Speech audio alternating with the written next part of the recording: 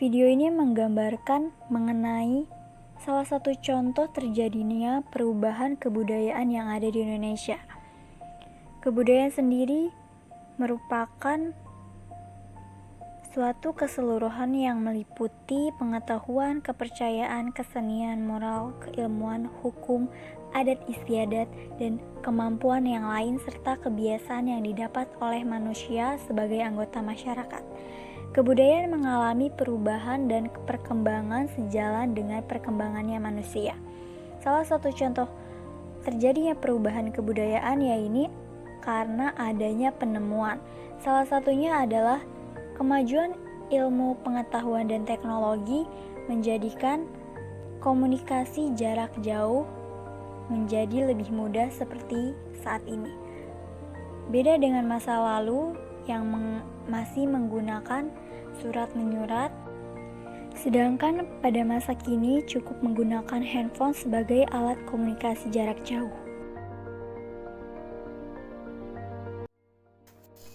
Sebagai identitas diri bangsa Indonesia, seharusnya kita sebagai warga negara Indonesia bangga saat menggunakan bahasa Indonesia yang baik dan benar dan sesuai dengan kaidah, terutama untuk generasi muda yang akan meneruskan perjuangan orang-orang terdahulu dalam menjaga kebudayaan Indonesia.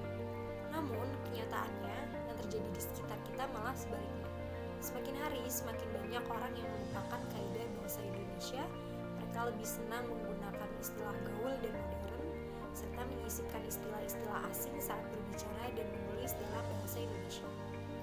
Contoh nyata terkait penggunaan istilah-istilah asing yang sering kita dengar adalah adanya bahasa gaul yang sebagian besar digunakan dan digandrungi oleh anak muda, seperti which is, like, literally, fine, on the way, dan lain sebagainya. Permasalahan budaya global yang masuk ke Indonesia. Globalisasi sebagai pintu untuk melangkah ke dunia luar, saling berinteraksi dengan dunia luar. Namun masuknya globalisasi tidak semata-mata berdampak positif, ada juga yang berdampak negatif. Globalisasi menggeser nilai nasionalisme dan kebudayaan yang telah ada di Indonesia. Globalisasi menimbulkan berbagai masalah dalam bidang kebudayaan. Misalnya, hilangnya budaya asli suatu daerah atau suatu negara, terjadinya erosi nilai budaya, menurunnya rasa nasionalisme dan patriotisme. Oleh sebab itu, perlulah bagi kita untuk membatasi lingkup globalisasi yang mana yang harus diterapkan dan yang mana yang harus ditolak.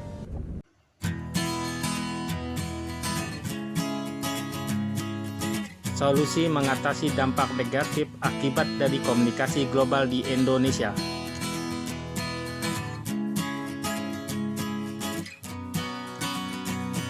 Globalisasi.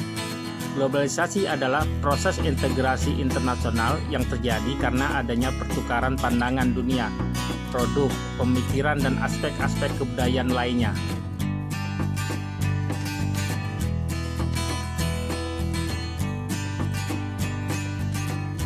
Sesuai dengan namanya, globalisasi terjadi secara global dan banyak negara yang terlibat di dalamnya. Globalisasi membuat adanya banyak pertukaran di berbagai bidang, misalnya pemikiran dan kebudayaan.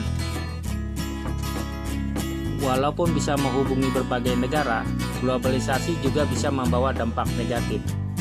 Cari tahu dampak negatif globalisasi di bidang budaya, sosial, dan ekonomi yuk! Dampak negatif globalisasi. Dampak negatif globalisasi di bidang sosial dan budaya.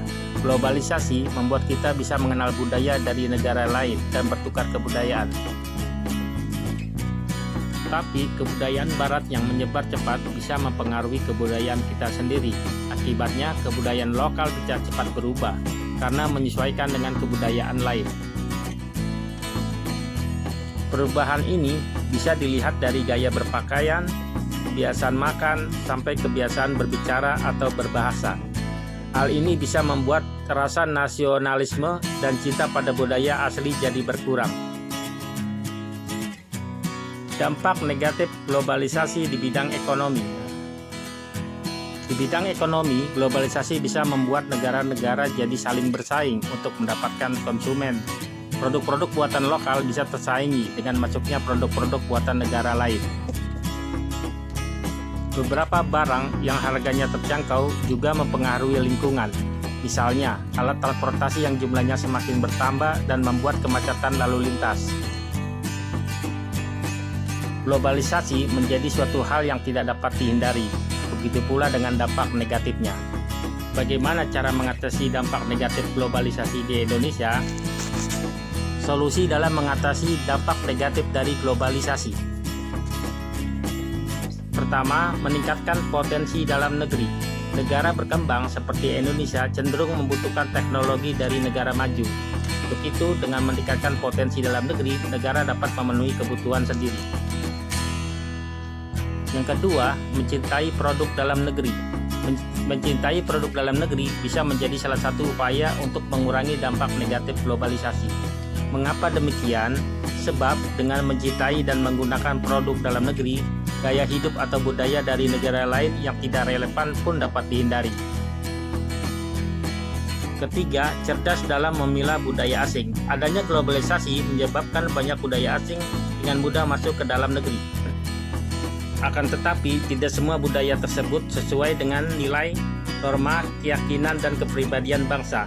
Oleh karena itu, kita harus menjadi pribadi yang cerdas dalam memilih dan memilah budaya asing. Keempat, memahami dan menerapkan nilai-nilai Pancasila.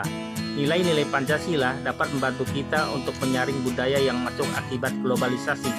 Singkirkan budaya yang tidak sesuai dengan nilai-nilai Pancasila. Cinta akan nilai-nilai Pancasila juga akan membantu kita untuk menghormati budaya Indonesia.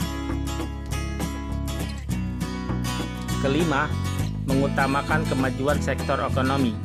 Aspek ekonomi adalah prioritas apabila ingin memiliki sumber daya manusia yang berkualitas. Hal ini berguna untuk mencegah 1. Peningkatan angka pengangguran, 2. Peningkatan harga barang, dan 3. Konflik dalam masyarakat.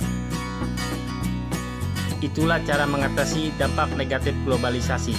Walaupun begitu, globalisasi juga membawa dampak positif jika kita bisa menyaringnya dengan baik. Sampai di sini dulu ya videonya. Semoga kalian memahami dampak negatif dari globalisasi ini. Sampai jumpa.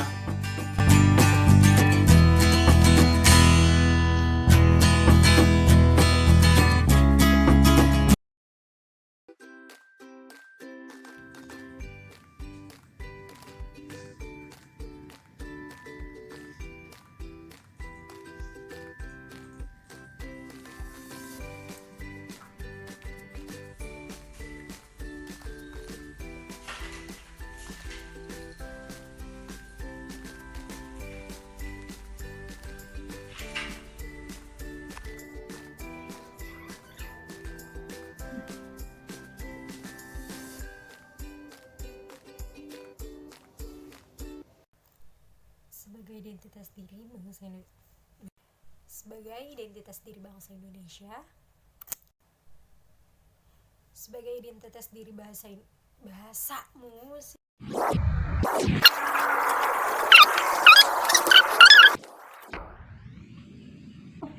Di sini.